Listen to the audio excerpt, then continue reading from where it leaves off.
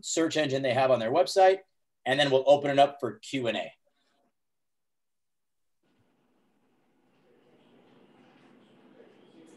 Well, the number one thing, as Zach said, is when you're talking to a student athlete, and also working with some of my family members have all gone to college, like 3 of them gone in the last 3 years into colleges, Division I, Division II, and have this opportunity. The number one thing that you want to look for, and what I told my children and what I tell my athletes is that, does this place fit you academically?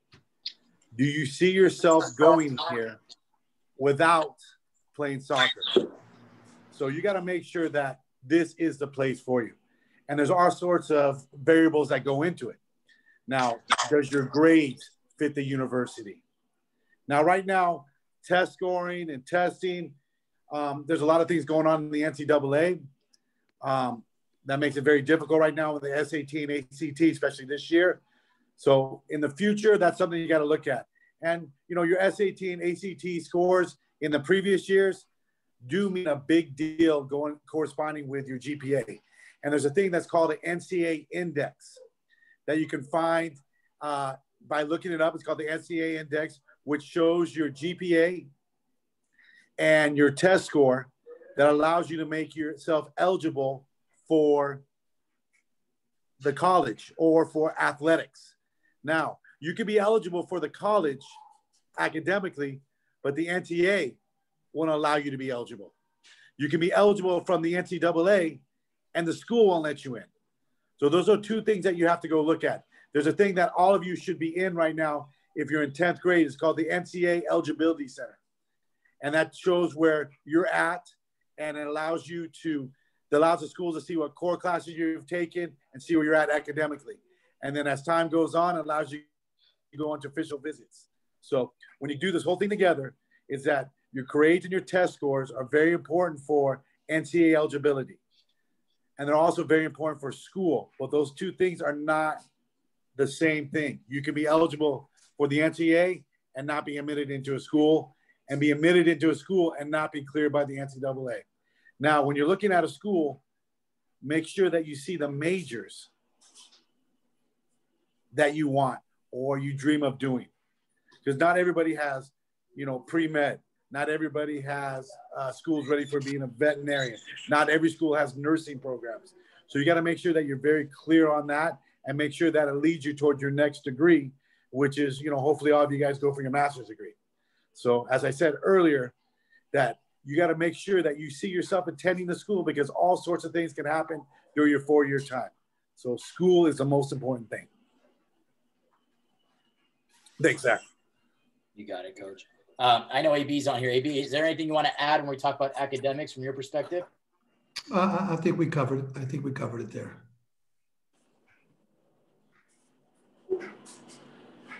Now, my daughter just went to school in South Carolina.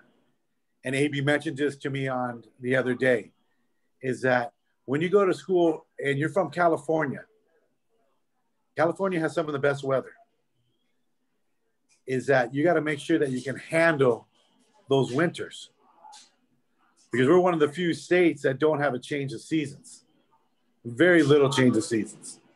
So I advise when you go on your recruiting trip, your unofficial recruiting trip, that you look at that time of year and what it looks like degrees wise. Because when I just remember going across country, and I just stepped out of a plane in Minnesota, and I swear to God, that was the most cold I've ever been in my life. And I said, I will never go to school in Minnesota.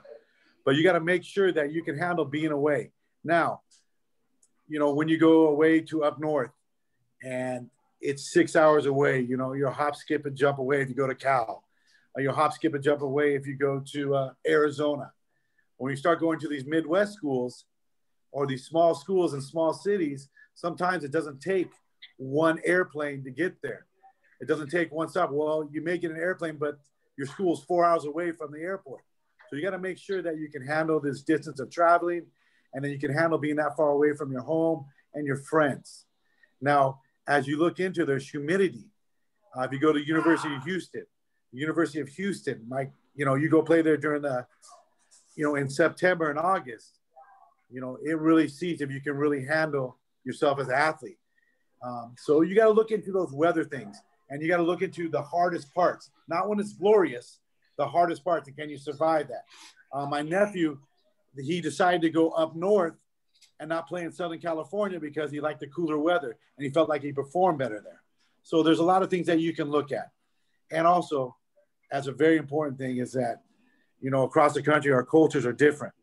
And there may be a lot of different things going on. They may have a lot of different political views or the way they handle certain cultures in those states. So you got to look into that too. So if I wanted to paraphrase everything, is that make sure that the travel, you can handle the travel. Make sure you understand the weather changes there and the difference between humidity and dry heat, which we have here. And look at it culturally. Do they enjoy some of the same things you do? Can you fit in there? Can you fit in the atmosphere in the school? Can you fit in the atmosphere outside the school?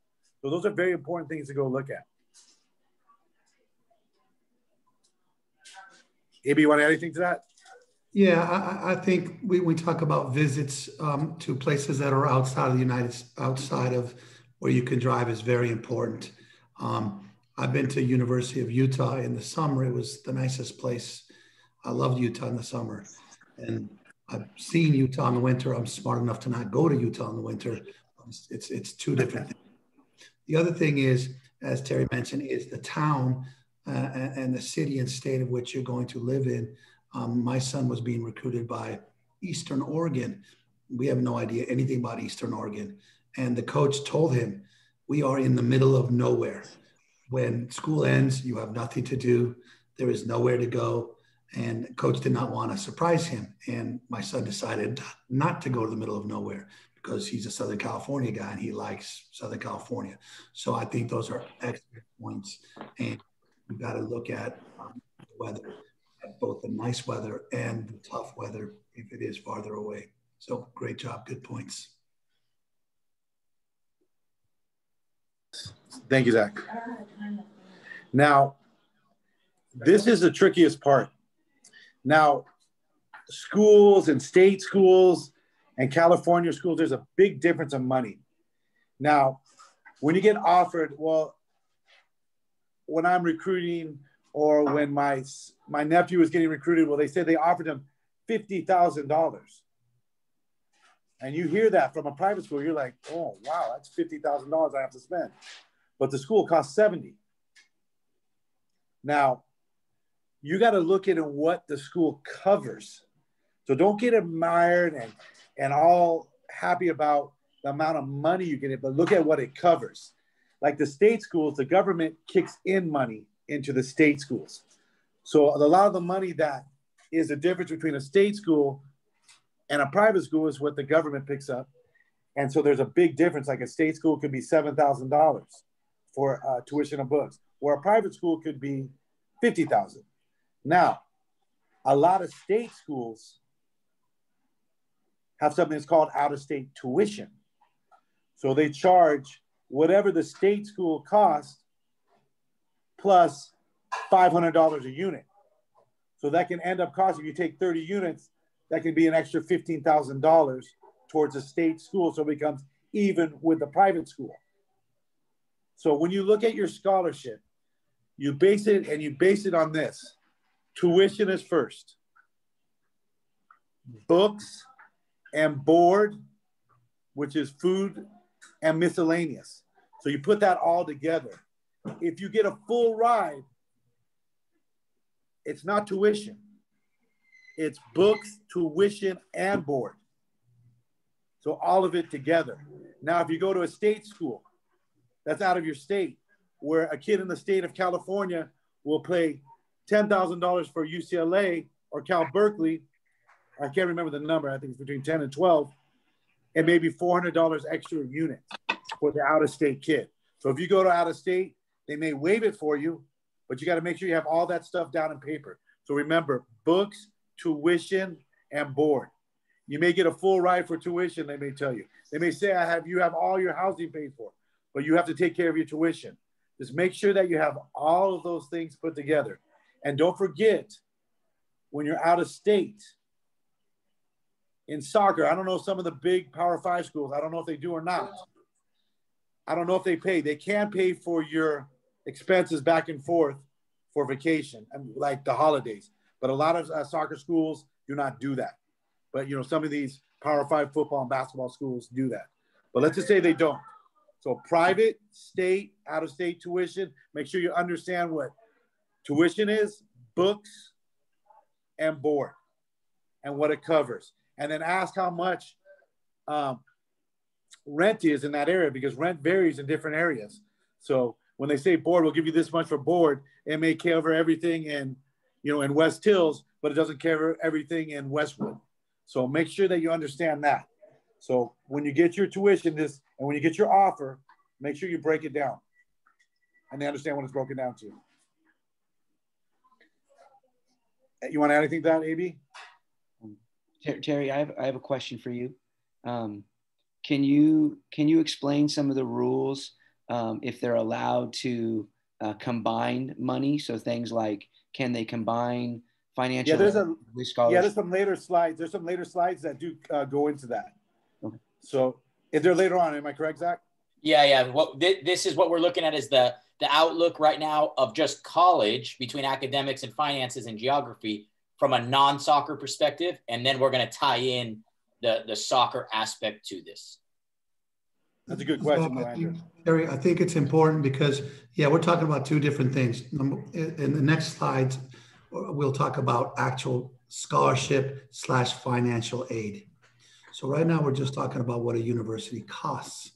And in men's soccer, I think what you'll cover later, they have less scholarships than number of people on the team. So full ride scholarships are not as much.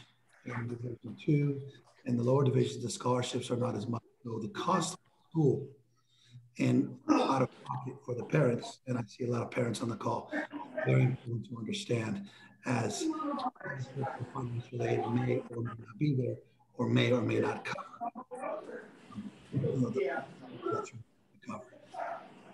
You're cutting it out, AB. Okay, sorry, move on.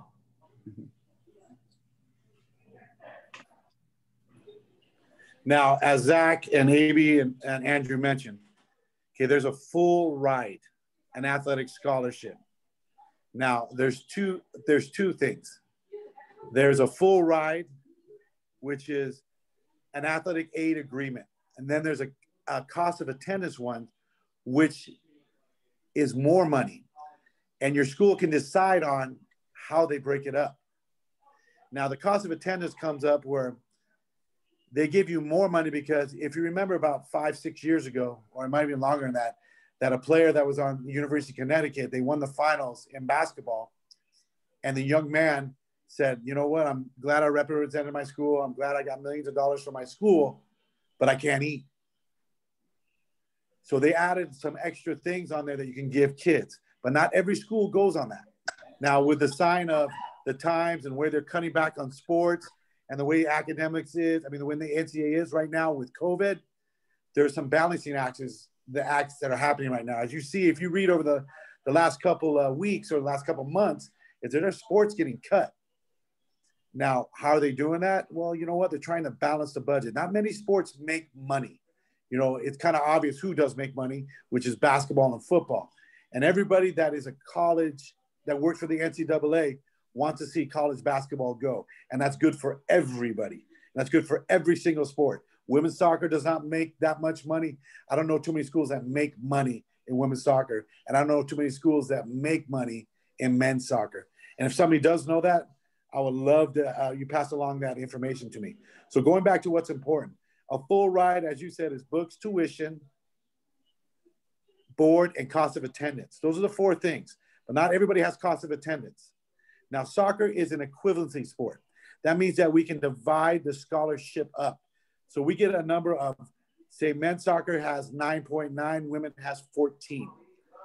Why do they have that? It's just gender equity, because men's sports right now, my guess, we don't have football. Nothing on the women's side equates to how many scholarships happen on the women's side. So now we're 9.9. Now in basketball, they're a head count sport. Women's volleyball, they're a head count sport. So if they get $1, it's considered a full scholarship. So they give them everything they give. So they give them $1, it counts as a full scholarship. So they lose a scholarship. So head count sports, you can divide it up. They can say we're giving you tuition. They can say that we're giving you your board. They can say I'm giving you tuition and books. So they can divide it up. Now, some schools have academic need scholarships or merit scholarships, excuse me. So you can combine your academic scholarship with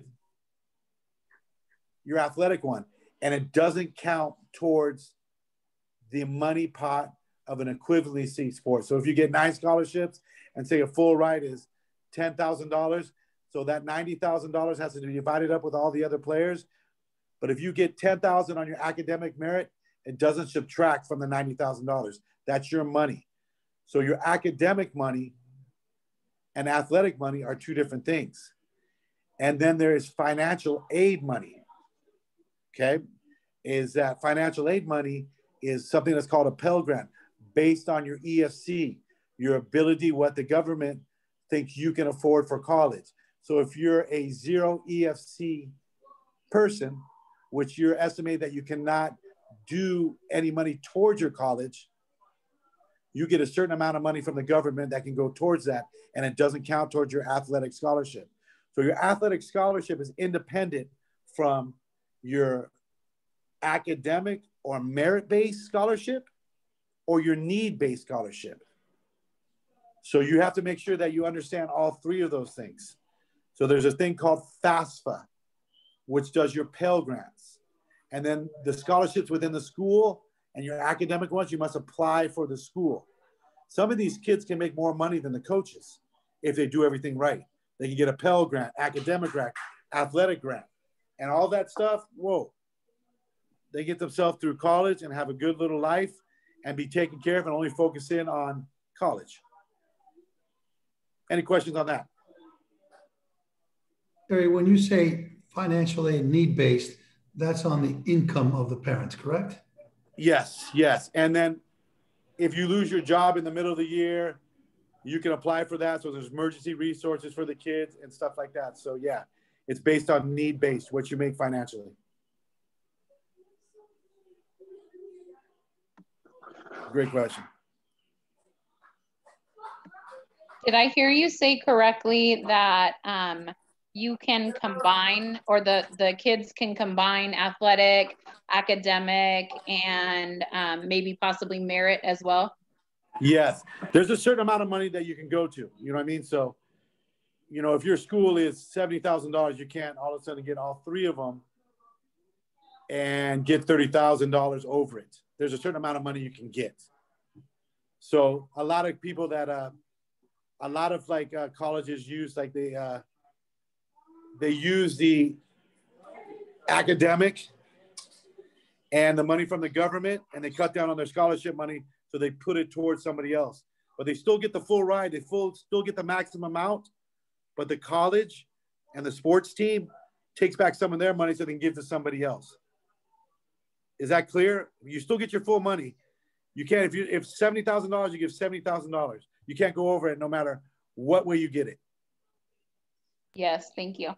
Make sense? Terry, correct me if I'm wrong, but isn't there a tuition calculator on a lot of universities' websites where a parent can potentially go in and type that stuff in and find out if they would be eligible? Yeah, there's also a FAFSA website that has a FAFSA calculator.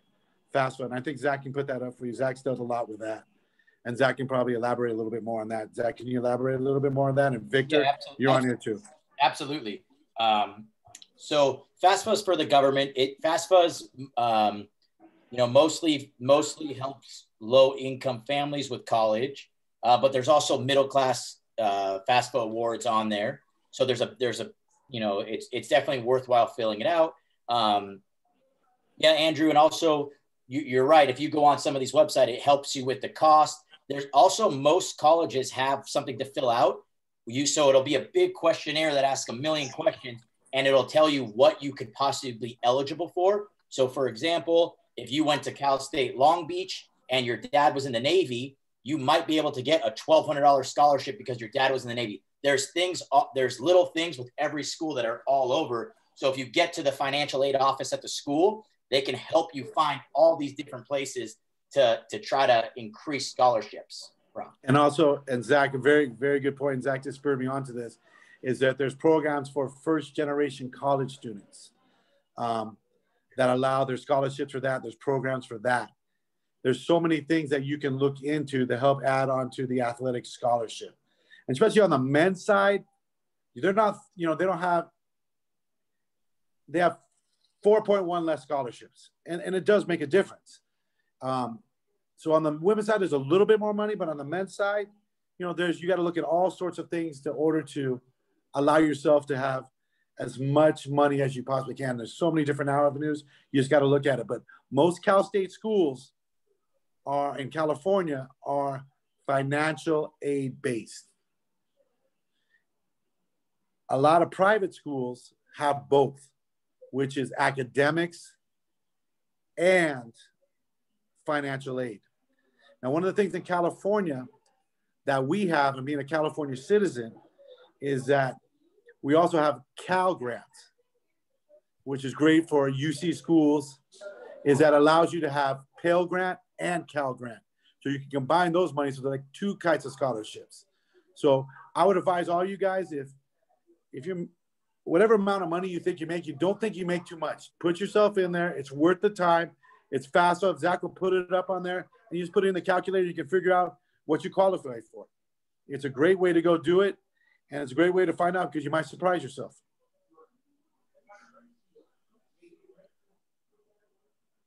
Andrew, did I answer the question? Yes. Terry, one more thing before we go to this level of play. Private schools, because they're not getting their money from the government, can kind of give award merit money for, like, you have 3.5 GPA, if you have 3.7 GPA, if you're a music major, they can kind of decide, like what Stanford does, right? And what yes. Can you talk about that? And departments, like a music department, will give you money to come to their school. You know, all sorts of things. You know, you qualify for all sorts of things. They want you to come to their school. And if you can graduate and help their athletic program, man, that's great. They're looking to help people. There's so many scholarships out there to help people. You just got to be able to research it and put the time in. That's a great question.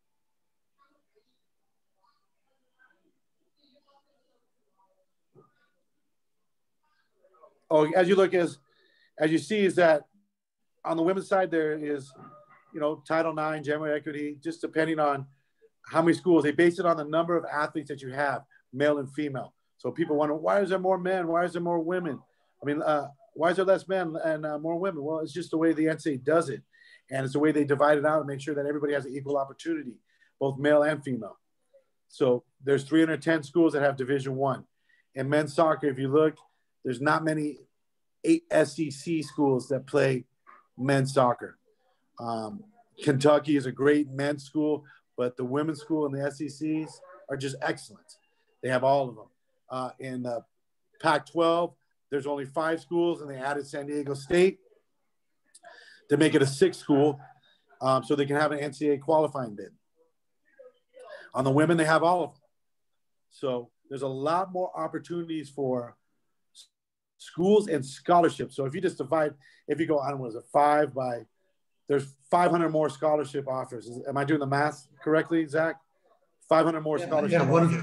Roughly 105, 500 more. 500 more scholarship offers for women. So it's excellent. You know, on the men's side, you know, some of these coaches, do go foreign. I think it's like 25%. It's between 25 and 35% of the rosters are foreign. And I think it's on Division II side where they're really foreign because there's no age limit. See, in Division I soccer is that your clock starts. What do you mean? You have 5 years to play for, and your clock starts right when you start school, okay? Now, if you decide to skip 1 year, you can, but your clock starts right there. So you got 5 years to play for. In Division II, it's based on your semesters. So you can take 5 years off and come back. So you can take 4 semesters and take 5 years off and come back and play. So you got 10 semesters to play Division II soccer. In Division I, you got 5 years to play 4. And you can take a gap year, which is a year after you graduate high school. If you want to go, explore, if you want to go, mature a little bit, whatever you want to go do. Do I advise it for some kids? Yeah, I do. Some kids graduate at 17. They're not ready for college. They're not ready to go away. They're physically not ready, mentally not ready. But sometimes a gap year is good. So they go to a JC and take under a full time, they take 9 units. And if you want to know a little bit more about that, just Zach will give me your email, my email and my telephone number. You can call me on that. So the gap year thing, you can call me on that. So as you look, there's tremendous amount of opportunities for the women. And there's a tremendous amount of opportunities for men, Division I, Division II, and Division III. But 3 doesn't give scholarships. A lot of that is academically based scholarships, academic merit. There is NIA. And there's one thing that is not in here. There's high-level junior college soccer, which is Division I junior college soccer, community college soccer. That's out of our state that does give full rights. And there's some in-state that give you a lot of financial aid and base reason if you're not ready to go to school, you're not ready to go and qualify for those type of academics at a college. So anybody wants to know about a gap year, they can call me later. And this is just reality. There's just more scholarship offers for the women than there are as men.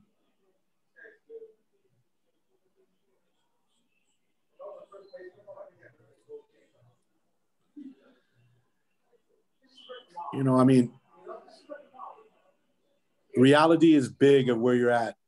And it's the coach's duty to tell them realistic where they're at. I ask my wife all the time, can I golf in Maui right now? She goes, yeah, you can, but you can't get there. So that's not realistic right now because I don't have the money to go get there.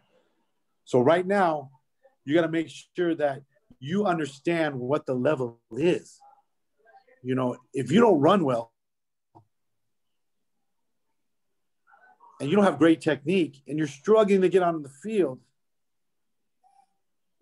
don't ask if you can go to Stanford and try and qualify for them.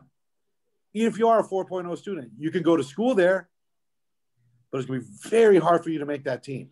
Very hard for you to make that team. Just go look how athletic, look at their running times, look at their accolades, look at how they play, look at what they've done, look at what levels they played at. You got to be very realistic and you got to do your homework. On the women's side, you're very lucky. If you live around this area, you can go watch a WCC game at LMU. You can watch a WCC game at Pepperdine. Pepperdine's awesome. They play the best teams. Then you can go watch Northridge, Long Beach, who play great teams. They're in the Big West. And then you have UCLA and USC in your corner, and they play the schools from the ACC. So you can find out exactly where you're at.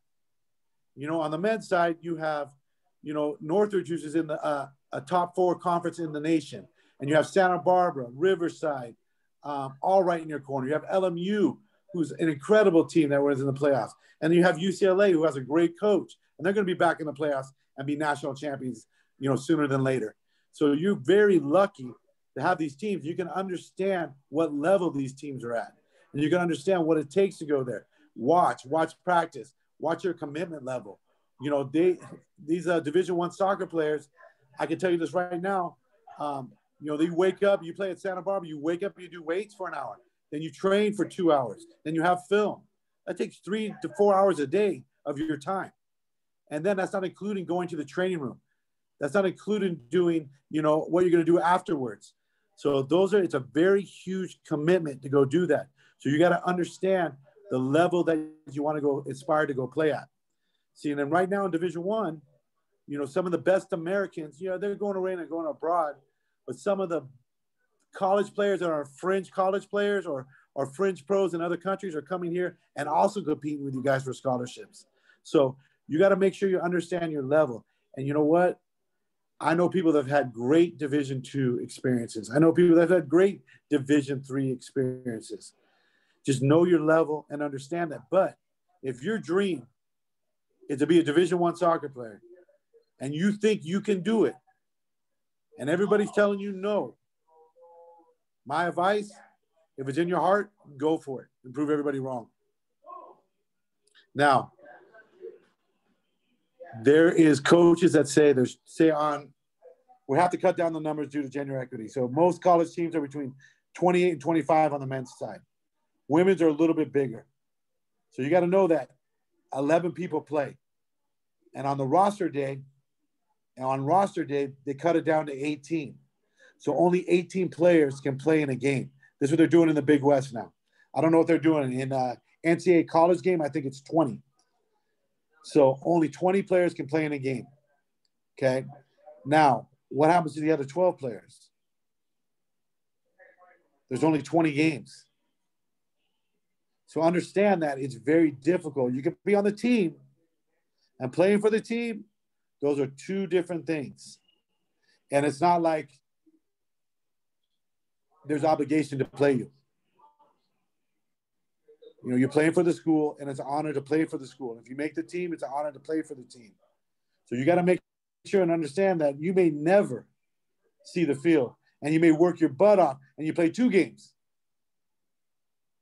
You got to understand that there's a big difference between 2 of them. So when you're searching your team and you're understanding where they're at, make sure that you understand who's in front of you, what classes have the players that you want, and what players they're recruiting in your position already. So you got to look at that. So when you're getting recruited, there's 2 different things. Is that you're recruiting the school. If you're recruiting the school, ask these questions because they may have somebody they're already recruiting. So if you're recruiting or getting recruited, if you're getting recruited, they want you for specific things.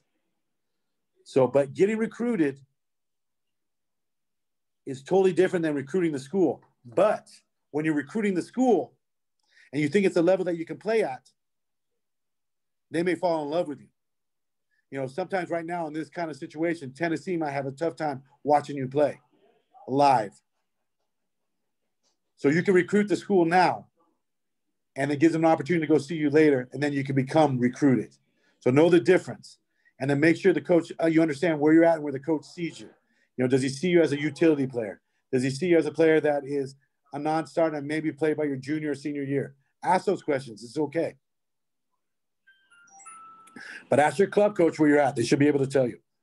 They should be able to tell you. If not, come to me and AB, and Zach will be able to do it too. Yeah, Terry, I think we have the club coach there as a resource. There's the coach that knows, you know, your good days, your bad days, has seen you play against the tough teams and the easy teams. So the club coach is really, plus he's seen your growth. He's seen your efforts. He's seen your mentality. So the club coach is going to have a very good idea of where you can fit in. So definitely use your coach as a resource to give you a realistic idea. And as Terry mentioned, we're not here to squash dreams. That's why you have to balance the dream, the aspirations, and your goals to find that right fit. But your club coach has a lot of information. I gave you some of it right now, but your club coach has quite a bit of information on you that can help you in this selection process. Thank you, Amy. You know, I mean, the first place, there's a lot of, I think Zach's going to show you something, is that schools that match up with your academics. And there's a lot of people are saying to themselves, there's a lot of people on this call, there's young athletes on this phone, they're saying, I don't know what I want to do academically. And that's okay too. That's okay too. That's why you have GE, which is general education at the start. So and that allows you to figure out what you might want to do in that time. And some people go into a major and they look at it and say, I do not want to do this. So don't panic if you don't have, you know, your academic, you know, you want to be a nurse, you want to be a lawyer. Don't panic on that yet. But then if you're going to do that, look for a school that gives you a variety of things that can let you change. You know, don't go to a school that only gives you engineering. So look at a school that can give you a variety that can allow you to, you know, explore your options. So that's one of the things I want to do. But academics is first, is make sure, because a coach can leave in 1 second. You know, a coach can leave for family matters. You know, the coach gets, you know, like Zach got offered a great job at Real SoCal. He left. You know, all those type of things. You know, you can get a job offer at Real Madrid. So all those things could happen to a college coach. But just don't go there for there. Just see the academics. The academics is always going to be there. And as AB pointed out to me, geography is big. And we're giving you finance. We're giving you a whole bunch of financial information. And then look, if you really want to play, make sure the opportunity is there for you to succeed. If you work hard, if you do everything you can, you have the talent to go play there. Sometimes if you work really hard and you do everything right, you might not have the talent. Like if I work really hard right now and trade for a year and a half and don't eat perfect for a year and a half, I am not going to play for the Lakers. I know that for sure. So just make sure that the opportunity and the place that you're picking fits where you're going to go. Okay, fits. And that you understand if you really want to play, make sure it's okay that you ask the coach, you see me playing. But if it's a place that you think you can make and you're willing to go risk it all and maybe not play, hey, that's great too. Go for it. I've heard a lot of successful stories that way. A lot of successful stories. You want anything else to this, Zach? Yeah, Terry, this is AB? Terry, you had some excellent points on this slide. I just want to reinforce for the people that are confused or don't know where to start in the process if they're young. I mean, right there, you said it perfectly. Academics and soccer, wherever they cross, you know. So if you want to be an Ivy League kind of person, and your grades match that, and you don't want to play Division I, you want to play a lower division. There's certain schools that fit exactly to that market. Division II high academic schools, you know exactly where to look now. So that same formula works all the way around on the level of soccer and the level of the academics of the school. And then there's the other categories. Hey, my family can't afford $110,000 a year for school. So maybe that will change what schools you look for. Geography, I don't want to play on the East Coast. That will help you compile your list. And then again, opportunity. Well, I want to play at UCLA, but the UCLA coach doesn't reply to my emails. They don't watch me play. Maybe it's not going to happen, guys. You know, there's the reality of that, which is the ugly truth in the matter that they're only going to pick up 5-6 kids a year. So, well done on this slide, Terry. No, exact. Way to make it look better.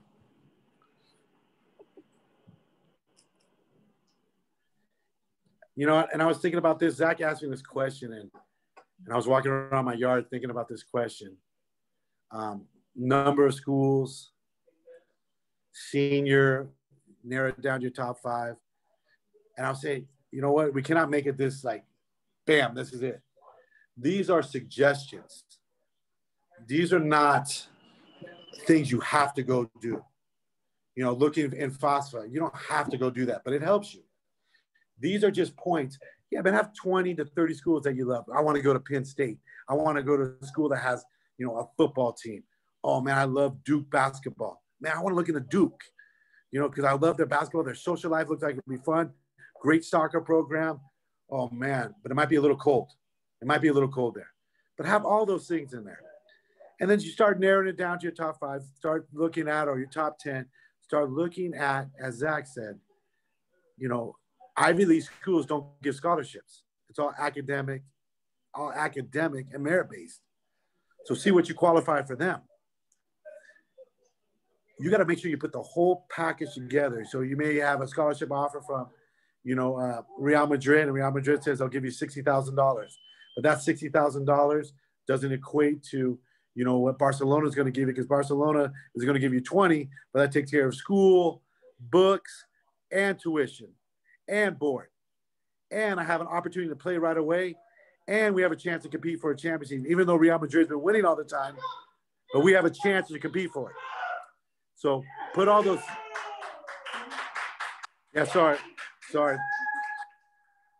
They're not clapping. They're not clapping for my point. They're not clapping it off for my point. The Dodgers just scored. I think it was the Dodgers. But anyway, yeah. So, you know, I'm with my family right now. So just make sure that, you know, these are things. Don't cut anybody out. Don't cut anybody out. Just make sure all those things fit. All those things fit. Just make sure. Okay. So bottom line is this. Hold on. Could you tell me? Okay. So the bottom line is this. Make sure you understand the school that you want to go to. Make sure you put everything together money-wise. Make sure you understand what the school can do for you and what kind of help they can give you academically. So put that whole thing together. Terry, I just want to add that if you're a senior and you don't have your top 5, it's not the end of the world. These are just guidelines, as Terry said. So I spoke to Tara from Scouting Zone just to go over this presentation before we put it to you guys, just to pick her brain. And she gave me the funnel idea. When you're a freshman, it's like a funnel, very broad. And as you grow and get to your senior year, that's where you really want to start narrowing this thing down. So hence the picture of the funnel. And the junior boys and the junior and the senior boys right now, don't panic. You know, everybody right now, they're very concerned about how they're going to recruit. So when this all changes and we get a little bit, you know, more of a plan, a national plan where we're going to go, you know what? Things will start opening up for everybody. So I know right now it's a hard time and some people are nervous about it. Everything will come together. And like your test scores and all these things, most schools want to help you get in. Everybody understands it's trying times right now. So there'll be a lot of help and a lot of people hopefully wanting to help you. I know most of my colleagues will help you.